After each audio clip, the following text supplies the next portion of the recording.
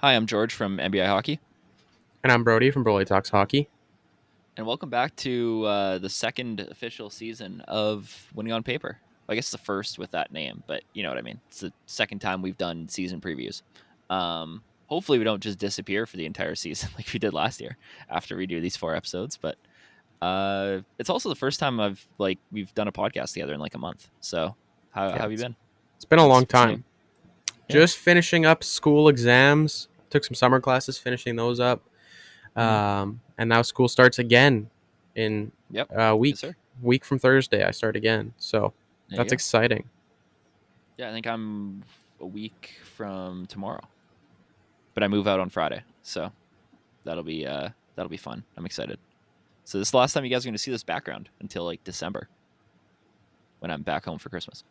Um, so I got to figure that out. I don't know how I'm going to set up my desk, but we'll see. We'll figure it out. It'll take some time to get going. Anyway, um, today we're going to do the Pacific Division, and this is going to work the same way it did last year. We're just going to go through all the additions and subtractions for each of these teams, and then we're going to end it with giving our thoughts on how we see the division shaping out, what teams we have potentially making the playoffs, and kind of some surprises. You guys know how this works. So yeah, let's begin with the Anaheim Ducks. We're going to go alphabetically because that's the easiest way to do this. Anaheim, kind of a quiet offseason for the Ducks. They lose Anthony Stollers, Kevin Shattenkirk, Derek Grant, and Maxime Comtois. I was kind of surprised they didn't qualify him, but whatever. And they add Alex Killorn, Radko Gudas, and Robert Hagg. Overall, I think the Ducks got better. I don't know if they're going to improve like their standing position that much, but what do you think about how Anaheim's offseason kind of went?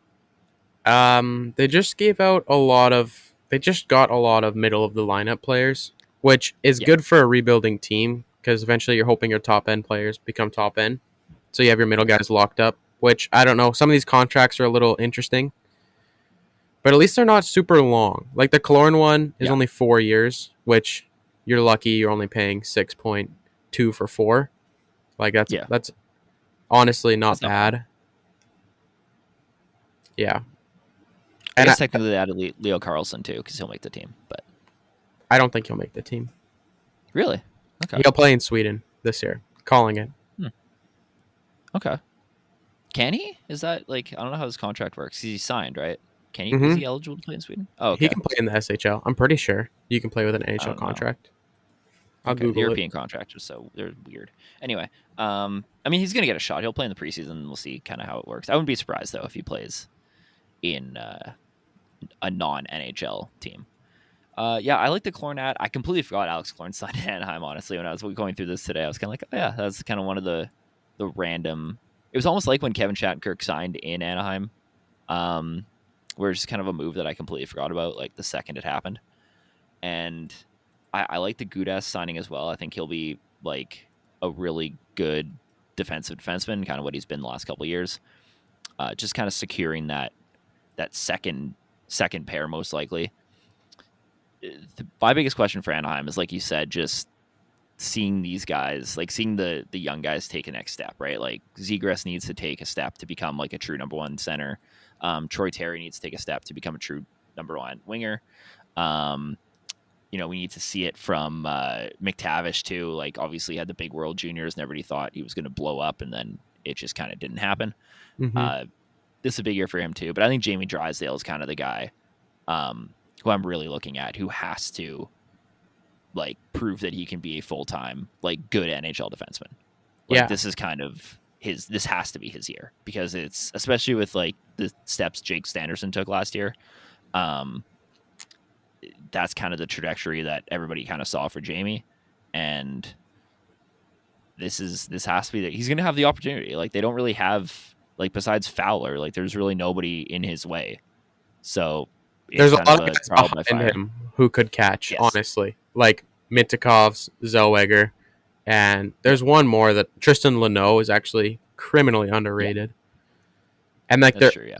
there's a lot of like one of the guys I named is a right D, but the interesting thing is him and Zegers are both unsigned.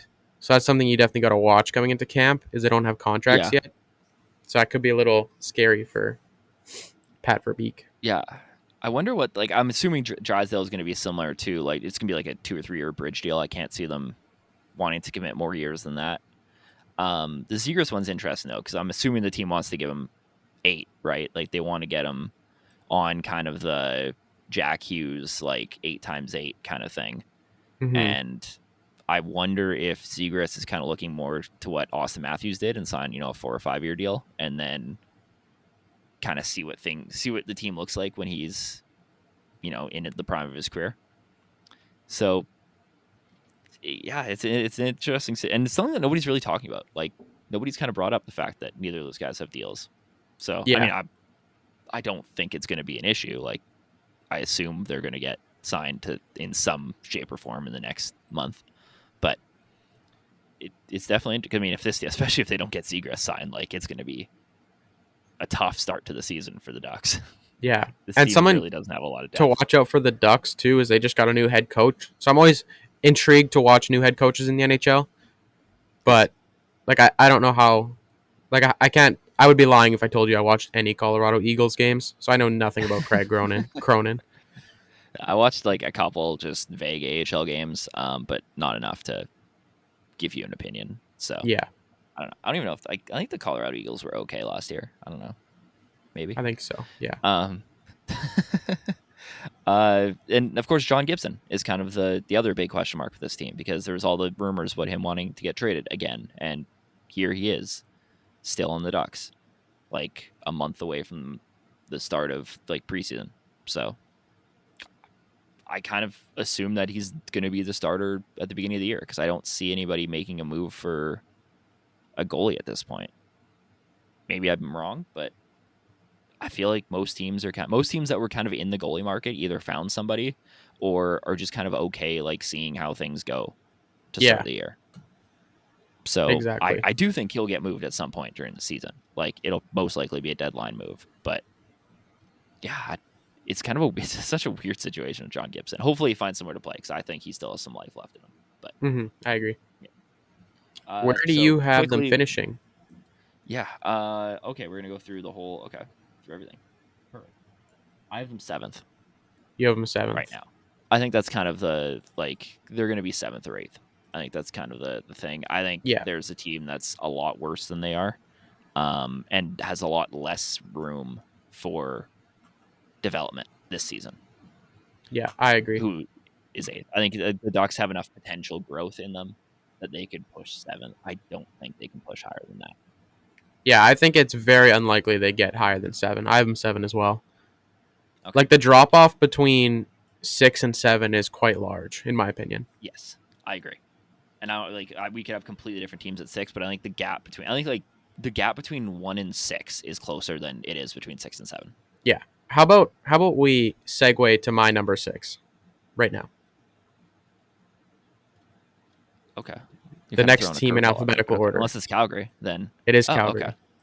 Okay, well, good. Because I would have fought you if it wasn't. 6 is not. I don't have Calgary at 6, but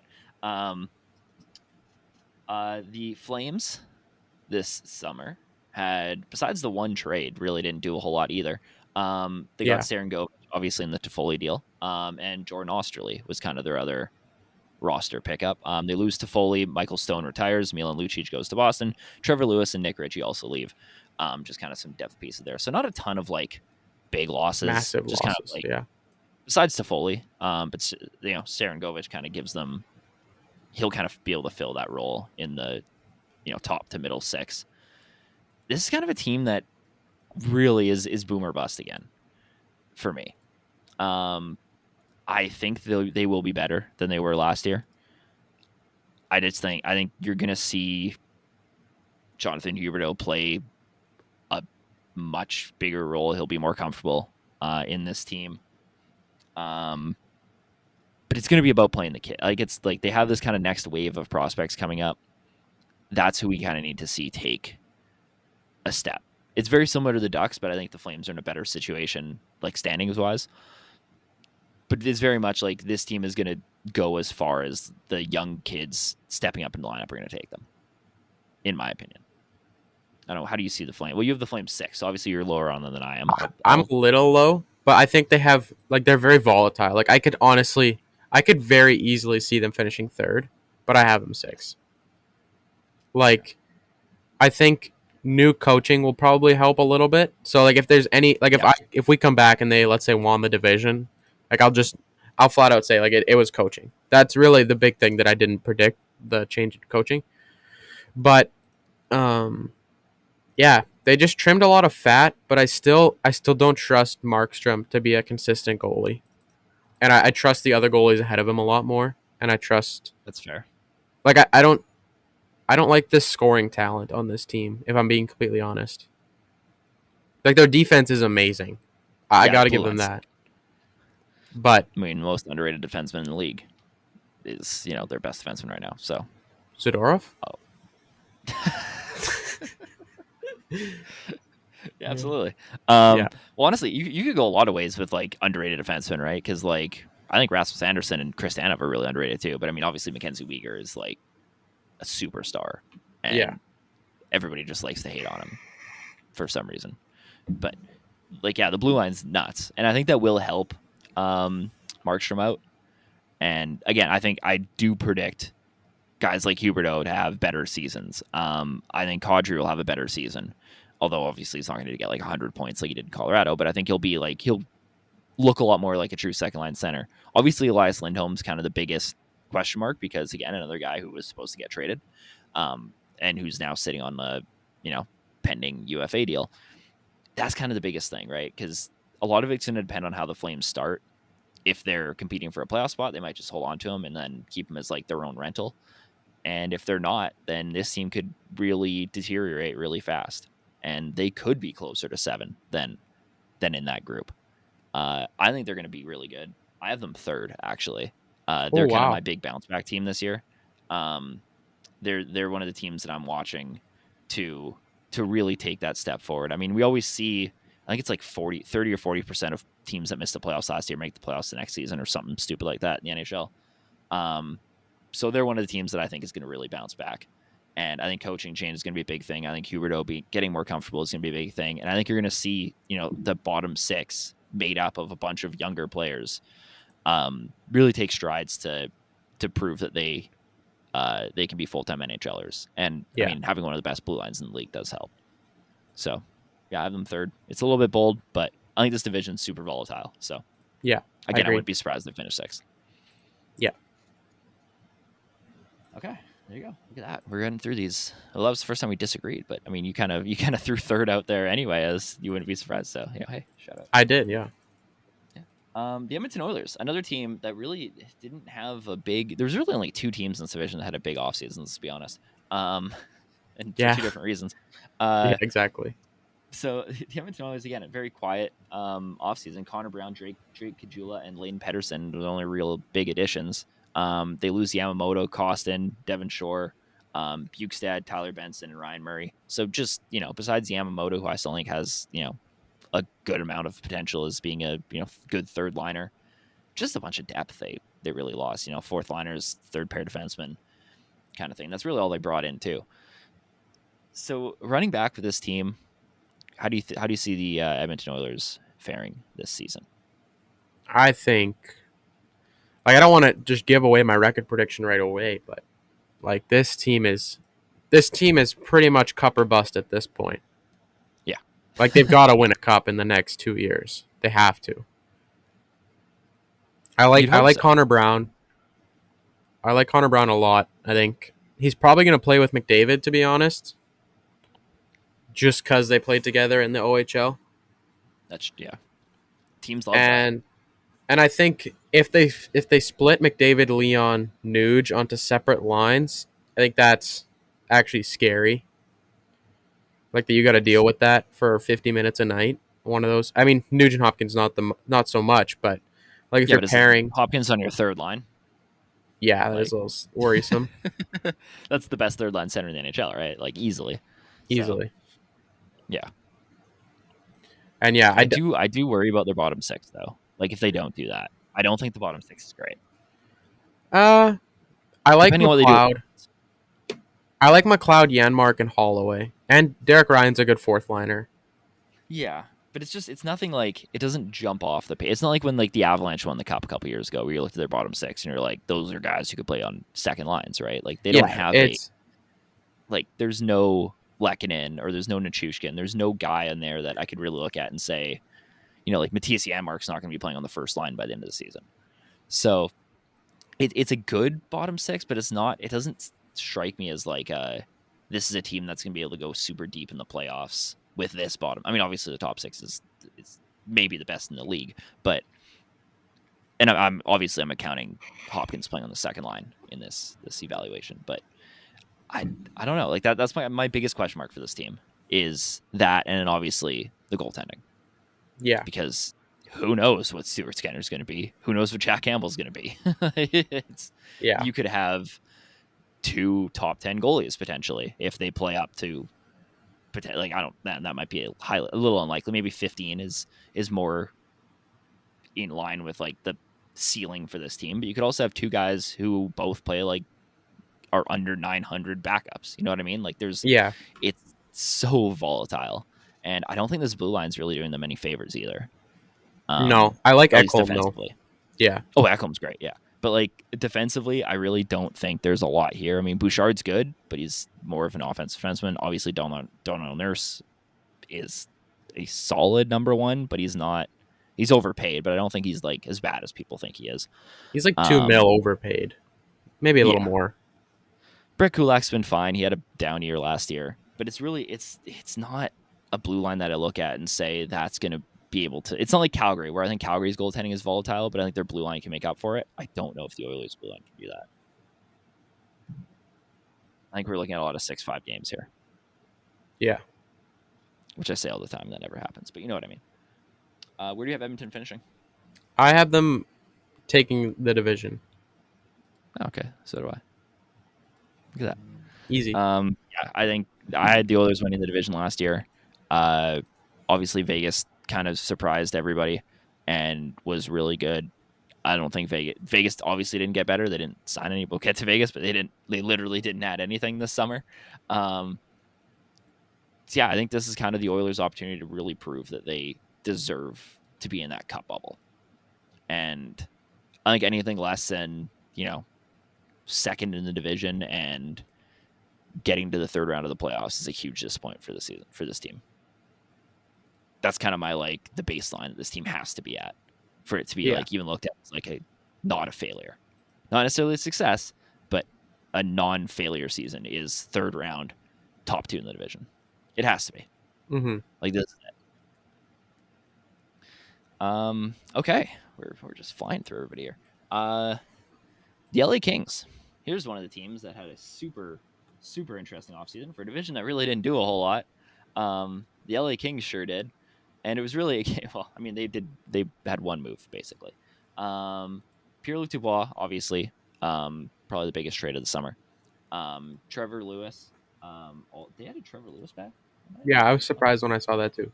Sure. I just had to double check. So, I forgot he wasn't on the Kings. Cam Talbot and David Riddick as the weird 3 tandem goalie combo they're going to go with. Korpisalo, Velarde, Iafallo, Durzi, Edler, Walker, Kapari, and Cal Peterson all gone. I guess the Cal Peterson trade happened too. Yeah, busy offseason for the Kings. They lost a lot of depth. Obviously, they had Pierre-Luc Dubois. What do you think about the Los Angeles Kings? I'm decently high on the Kings, but I don't know what the goaltending is going to be like. Yeah, welcome to the Pacific Division, ladies and gentlemen. Like Byfield, Kopitar, Kempe, that's a great first line.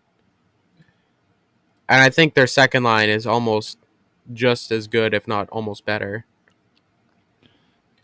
Fiala, Dubois. Like, I just think they have so Philip much Deneau's the third skill. line center again. That's sad. Yeah. Oh. Can we just get Philip Deneau somewhere where he can be that's for second line center for more than half a season? Please. Just anywhere. But I mean, Arvidsson and Trevor Moore is, it's a pretty solid third line. Yeah, it is. So I don't know if Byfield's going to play in the top 6 the whole year. I'd hope so, but who knows? he's such a wild card, right? Like, it's such a like that's kind of the theme of this whole division is to have a bunch of guys who could either super break out or just be duds. And I think the Kings are kind of no different. I think the Kings are probably one of the safer teams in the division for sure. But even on the blue line, I mean, who knows what you're going to get out of Drew Doughty, because he was he was like almost a Norris candidate before he got hurt 2 years ago. And then last year he kind of went back to being a like glorified second pair defenseman. Gavrikov is somebody I need to see more than 20 games out of to have a proper opinion of in LA. There's really I don't look at this blue line and think they have like a true number one right now or number two, really. There's nobody I trust to be like a solid. Am I crazy? Like, are we believing in Doughty? I think he's serviceable. Yeah, sure. But with Felix Copley, Cam Talbot, and whoever their other third goalie is that I just mentioned was David Riddick. Yeah.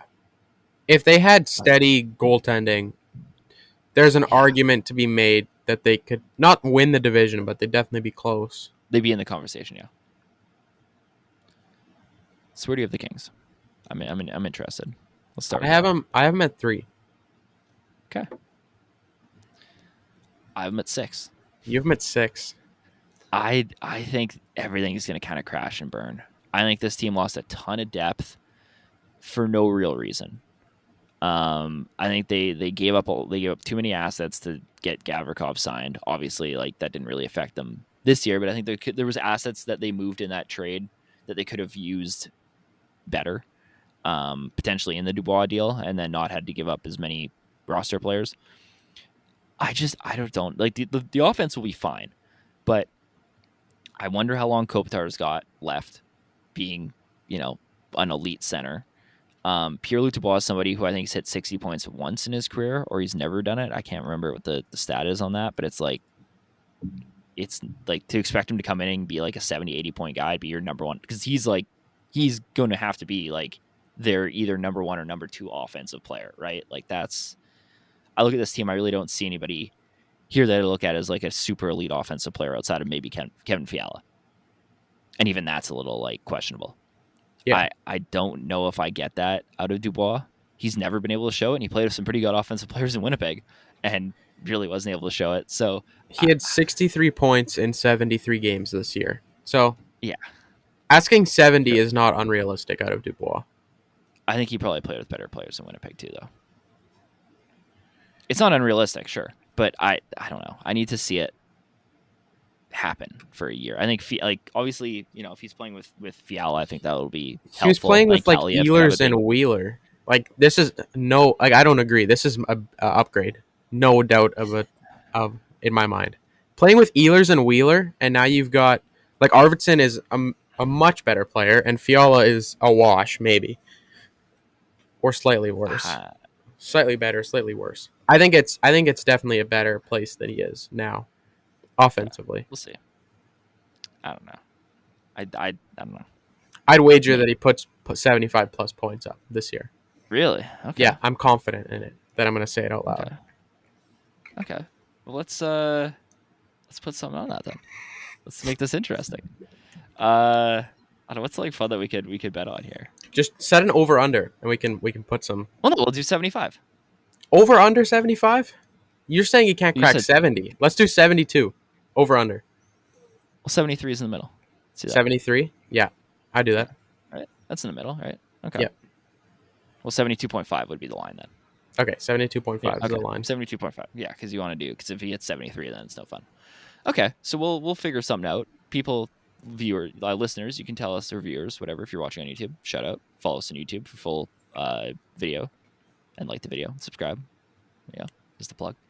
Tell us what you want the thing to be. We'll put some stakes on it. Yeah. Yeah. It doesn't have to be monetary. It can be more than monetary. It has to be more fun than monetary. Monetary is boring. Yeah. We have to do like something fun for the podcast. Yeah, let us know. 72.5. All right, let's do it. And there's no injury clause in this. So if he breaks his leg in a week, that sucks for you. That is BS. He has to play at least 65 games. Okay, fine. Fair enough. If he doesn't play 65, it's void. Okay. I thought I could sneak that one in there, but He's gonna I guess break his not. leg game one. I'm gonna hire a hitman. I'll go sign Zdeno Chara to go like clothesline him for a game. All right, fine. 65. 65 games, 72.5 points. There's the line.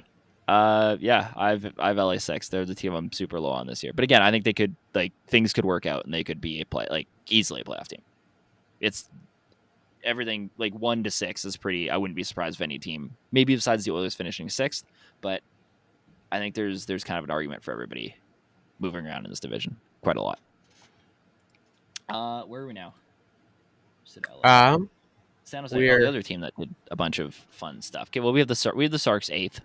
Spoiler alert: this team's gonna stink. Yeah, Yeah. that's really all we need to say. If I'm being Yeah. honest. But they should stink. Like that's good. They should be bad. They're doing the right thing. Just play Eklund and Zadina a lot, please. Yeah, play Duclair a bunch too, because you can probably flip him for like a really high package too. Yeah, where's Zadina Zadina as well? Zadina, Mikkel Granlund, Mike Hoffman. Mike Hoffman's somebody else they could play kind of high too. Jan Ruda, Kyle Burrows, and Mackenzie Blackwood. Mackenzie Blackwood's kind of interesting too. Were the additions: Carlson, Evgeny Svechnikov, James Reimer, Aaron Dell, Derek Pouliot, Andreas Janssen, and Steven Lorenz are their kind of big departures. Most of those in one trade. This team's going to be fun. Like, I think they're going to be a fun bad team. They're not going to be. It's not going to be like a train wreck.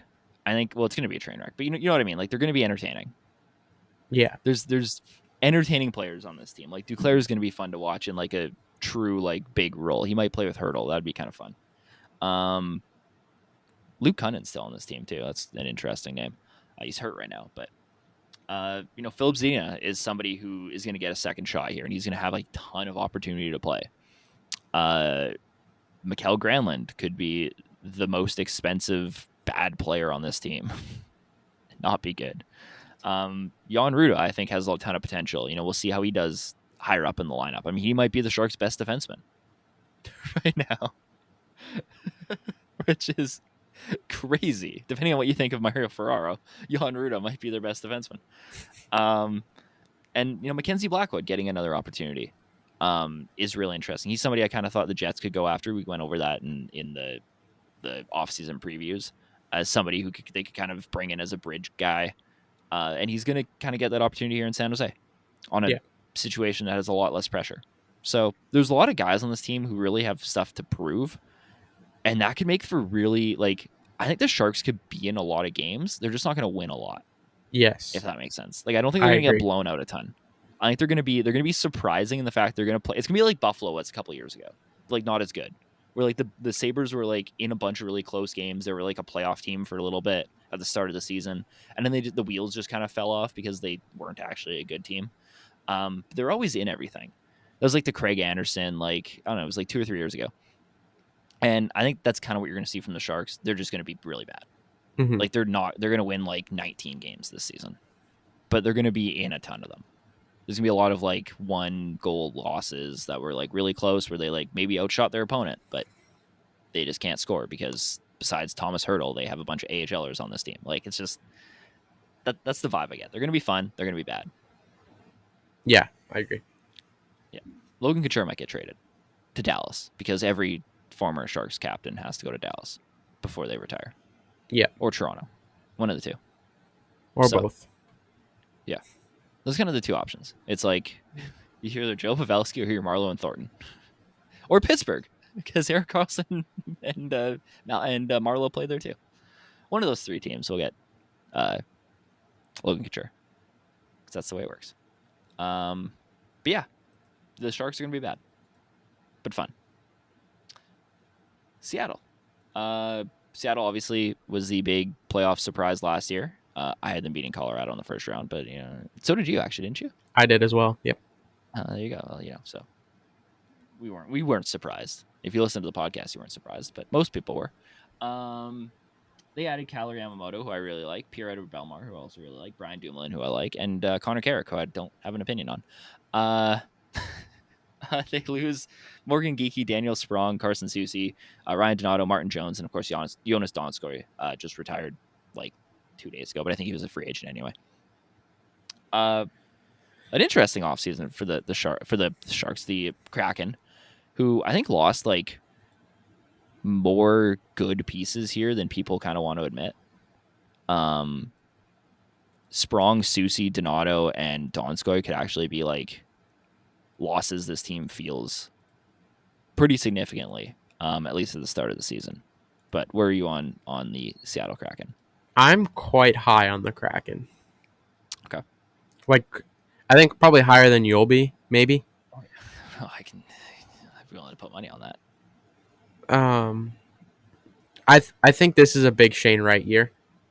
I think he's actually going to Okay. break out. Like Jack Hughes, maybe not Jack Hughes level, but like that type where. Yeah.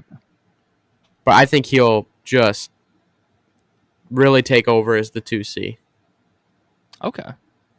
That's my bold take. And Behind I'm Beniers, I'm guessing. yeah. Yeah. Okay. If that's the case, I mean, Wenberg is your 3. Like that's a pretty good Top core. 3. Yeah, and Belmar is the 4. Beast. Yeah, and then Gord probably like Gord or I guess Gord or Wenberg can move to the wing, but Yeah. Probably Gord. like all on most likely. That would be I mean that's good. I like Shane Wright too. I think he kind of has. I think I don't know if he like becomes the 2C, but I think he could push like for a good 3rd C spot. I think as a full-time NHLer, he kind of proves that he could be that guy. And then I think next year is where he kind of takes a step into becoming a bona fide top 6 forward. But so I'm a little less high on that. But I think Beniers is going to have another great season.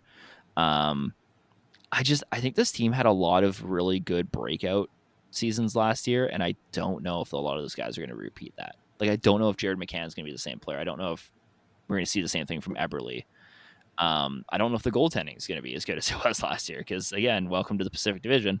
Goaltending is super sketchy for this team. I feel like we could say that. Like, literally, looking at it right now, I don't think there's a single team in this division where I'm like, yeah, their goaltending is going to be good. Where I can say that like confidently. I don't think there's a team in this division. Even I have Vegas, one. I don't think I could say. Not even Vegas? Maybe. But, Vancouver? Thatcher Demko? I mean, if he stays healthy. He wasn't good last year. Yeah. I don't know. Like, I mean, like Aiden Hill and Logan Thompson. I don't know if I trust that. Like, as like a true like contending. I mean, it's funny to say because they literally just won the cup, but like as a true contending like tandem going into the season, I don't know. Maybe, but like, yeah, I like in general, this division probably has the worst goaltending in the league. Without really looking into the other divisions, just kind of like offhand, I think that's a fair assumption. And Seattle's kind of no different. I think the blue line takes a big loss too. I think Carson Soucy was super underrated. And like, is Vince Dunn going to be able to be a number 1 defenseman again this year? Probably. I really like Vince Dunn. I was super high on Vince Dunn like 4 years ago. Everybody called me crazy because I said he was better than Seth Jones, and everybody lost their mind. But that post is still up on my page, by the way. You guys go check that out. It's really funny. But I don't know. I don't know how to feel about this team. This is the team I'm the most like rocky about. I went back and forth about the Kraken for a while. I don't know. Where do you have them finishing? I have them 4th. Okay. Well, I have them 4th too. So there you go. Look at that. That was a really weird way to get to the same. That was a weird way. Like, yeah. You're really high on them. I'm not. We're like, yeah, they're gonna finish 4th. Sure. Yeah, I think that's fair. I think they'll be a fringe like playoff team, like kind of like what they were this year. Yeah, exactly. If everybody plays up, they'll make the playoffs. If everybody doesn't, they won't. That's kind of what they'll be kind of in that 7 to 10 range in the West, I think. And that's fine. We'll see if I believe in the coaching and the management of this team. I said I'd give it one more season before I make a full thing conclusion on that. I'm really interested to kind of watch how this third line develops, though. I think Tolvanen and Bjorkstrand are really interesting. Obviously, Oliver Bjorkstrand did not have the kind of season everybody thought he would last year, but he's somebody I'm really watching for. And Tolvanen was maybe one of the best waiver pickups we've seen in a while. The fact he was on waivers in general was crazy, but he's really good. Okay. The Vancouver Canucks. I'm assuming you have Vancouver 5th. Yeah, I do. Okay, yeah, and then Vegas too. Okay, so we're almost in the same. So besides Calgary and Besides LA, like Calgary and we have the LA, exact same. Okay, yeah, well that's boring. Um, Vancouver this offseason picked through the carcass of the Seattle Kraken, signed Teddy Bluger, Carson Soucy, Ian Cole, and Matt Irwin. I guess Bluger wasn't on the Kraken. Oh, he was on the Kraken at one point, right? no, Or he was was he on on? Vegas, That's other right. Okay. expansion team. I literally just read off who Vegas lost like 2 seconds. I'm losing my mind. Anyway, the Carson Soucy was on the Vegas called the Seattle Kraken. Damn it. And they lose Oliver Ekman-Larsson. They buy him out, which was a choice. Kyle Burrows, Riley Stillman, Ethan Bear, Travis Dermott, and Colin Delia are all gone. Man, that the Ethan Bear and Travis Dermott experiments did not work out in Vancouver. Hey, They did wow, not. I'm pretty sure Travis yikes. Dermott's still a free agent too. No, I think he re-signed in Arizona. Oh right. I believe. I could be wrong. I think he did. Let me check. Anyway, give me your thoughts on the Coyotes while I'm looking at Travis Dermott. Yeah, I think the Canucks.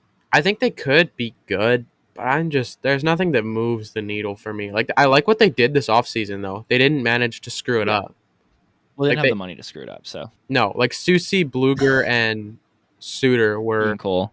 and Oh Ian yeah. Cole. Like that's all like pretty good signings. Like there's nothing to complain about there.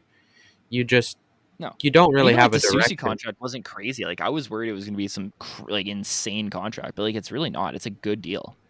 So Yeah. like that's fine. Who's I looking at? Not Troy Stetcher. Travis Dermott. Maybe he wasn't signed.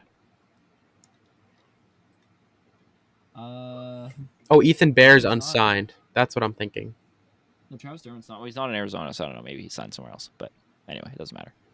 Yeah, Ethan Bear's signed right now too. Yeah, I like what they did this summer. I don't know if it gets them into the playoffs again.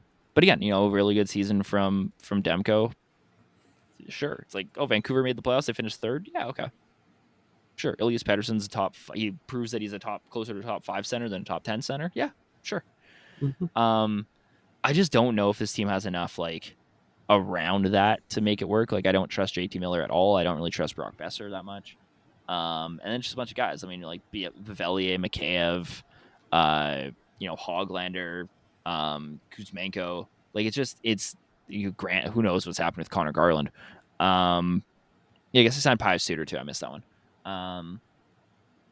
But it's kind of like it feels like a team that's going to finish like 12th in the West. That's what Yeah. this roster kind of screams to me. It's like they're going to battle for a little bit, and then the lack of depth on this team is going to kind of. Remember, like 2 years ago, we were talking about Vancouver having like 15 like NHL ready wingers. What happened to that? Like, Yeah. wow. Okay. Yeah, fifth I think is fair. I think anywhere between like third and sixth is kind of where I can see this team finishing Mm-hmm. this year. It all kind of depends on what happens in net and on the blue line. Because I mean, obviously, like Quinn Hughes could win the Norris this season, and everything kind of changes. And I really like Hughes and Roenick. I think that's a really fun pairing. But then after that, like the blue line kind of isn't there. I mean, Carson Soucy's probably playing in the top 4. Ian Cole's there. Like it's just not. It's not a blue line I look at. Like Tyler Myers is going to be buried somewhere. It's not a blue line I look at outside of that top pair, and I say like it's a playoff defensive pairing. So that's kind of the problem. Is like the flashiness is there of a playoff team, but they just like when you kind of dig into the roster, it really nothing kind of stands out to you. Yeah. And finally, Vegas, who added nobody. They added the Stanley Cup this Absolutely summer, nobody. so that's fun. Yeah. That's what they did. Um, before I talk shit about Vegas offseason, they added the Stanley Cup this summer. So, can you really, fault them for that? And honestly, besides losing Riley Smith, they didn't lose a ton. Brossoit and Quick, sure. Phil Kessel and Teddy Bluger. Like, Riley Smith's kind of the only casualty there, and they replaced him with Barbashev. So, well, I guess Barbashev is, you know what I mean? Like, he's going to fill that role. So, yeah, I mean, we both have Vegas second. I think for good reason. I think the discourse around Vegas is going to be the same as it was last year. If this team's healthy, they're going to be in the cup contender conversation. And if they're not Right. healthy, then they're going to miss the playoffs. That's just kind of they don't have the depth to make up for it if like Mark Stone misses 50 games this season, or if Jack Right. Eichel misses time. Like it's just they're an injury away.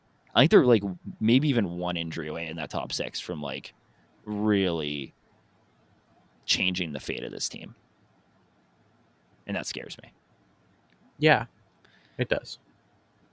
Like if Mark Stone gets hurt, if he gets hurt like a month into the season, he's out for the year. Do they have anybody who can play in that top 6 that you trust? That's not currently in the top 6. Not really. I don't look at William Carrier and say he'll be there. Maybe William Karlsson, but then then your third line center spot is all messed up. I mean Nicolas Waugh is a good third liner. I don't know if I trust him playing 60 games in the second line. It's just the center core is pretty good for this team. I'll give them that. But outside of that, I think this team just needs to be healthy again. And if they're healthy, they could win another cup. I think it's as simple as that. But it's super Yeah. volatile. And the goaltending. I don't trust the goaltending that much. Although I really like Logan Thompson. I And just Aiden love will Logan be fine. Thompson for his personal. Like I love his Oh, story. Logan Thompson awesome. Oh, his story's great. I had him He in rocks. fantasy last year, and he was really good for the first half, and then he got hurt. So shout out to injuries in Vegas. Somebody just has to get hurt in Vegas. But again, like maybe somebody will get placed on LTIR, and then Vegas will trade for Elias Lindholm, and everything will be okay. So Yeah. there's like or Connor Hellebuck or Scheifele or somebody, one of the pending UFAs. Nikolai That's kind of Ehlers my bold for a prediction second. for this division. It's I think Vegas lands another big name player at some point during this season. That's my bold prediction. I think somehow, some way, they get one of the top like 10 guys on the TSN trade board at some point. And whether it's because of an injury or they just like find some weird way to circumvent the cap again, they will end up with another big name player. Yeah. Because it's Vegas. They didn't do anything this summer. Like they got to do something. They're just it feels wrong that Vegas didn't add anybody significant this at all this summer. Like just do something. It's going to happen at some point. I don't know. I don't know who it's going to be, but it's going to be somebody. William Nylander. There you go. There's a name for you. That's who it'll be. Lock it in. I wonder if I could bet on that because that'd be fun. Like the odds are probably stupid. Give me that. Somebody give me like 101 odds on William Nylander being a Vegas Golden Knight by the end of the year, and I'll take it because it's Vegas. Yeah. Would you be surprised though? Like if we're doing a trade deadline recap episode in like March or whenever it is, and William Nylander was just traded in Vegas, and I look like a genius, are you really going to be surprised? Yeah. No, not really. No, exactly. They'll find a way. Anyway, so there you go. This will be easy, but I have Edmonton, Vegas, Calgary, Seattle, Vancouver, LA, Anaheim, San Jose, and you have. Now you're supposed to Edmonton, list them. Vegas, LA, Seattle, Vancouver, Calgary, Anaheim, San Jose. Great start to the second season, boys. All right, playoff teams. What do you think? Lock it in right now without doing the Central. Obviously, Edmonton, Vegas, and LA are autos for you. I'll And take Seattle I'll definitely. take Seattle as a wild card. They'll get the second Okay. wild card. Yeah, I'm without full. I mean, obviously, we can go over this like fully once we're done everything, and lock it in for sure. I'll lean towards Seattle being a wild card team too. Without looking at the Central, obviously, once we do the Central, we'll lock in our full Western predictions. But without fully going to Central yet, I'll lean Seattle at 8. So there we go. That was easy. So that is the Pacific Division preview. Let us know who you have winning the Pacific Division if you agree with our rankings. I think these weren't really that controversial outside of the Calgary LA thing. I really don't think anything that we have here is super like out of left field. Yeah, I agree. Yeah, let's wait till the Central where I have I don't know what's a weird team I could have winning the Central this year. Winnipeg. Chicago. Yeah. Oh yeah, Winnipeg. No, Winnipeg's fun. I like Winnipeg. Let's go with Winnipeg. Winnipeg. I can make an argument for Winnipeg doing it. There you go. But yeah, thank you guys for listening. Thank you guys for supporting the podcast, and we're ready to begin season number 2, and hopefully we'll be here every week for you, unlike last year. And where can they find you, Brody? You can find me on Instagram at BroalieTalksHockey. And yeah, that's where you can find That's me. it. All right. That's it. You can find me on Instagram primarily at NBI Hockey, and all my other social medias are kind of linked through that. So go there first, and then if you want more of me, then you can find me there. Also, follow the podcast on Instagram, Twitter. I think we have Threads, TikTok, YouTube. You can watch full episodes on YouTube, Spotify, Apple. Rate us, review if you like the podcast. Reviewing apparently really helps, so make sure you do that. And yeah, thank you guys for listening. We'll see you guys next week for the Central Division.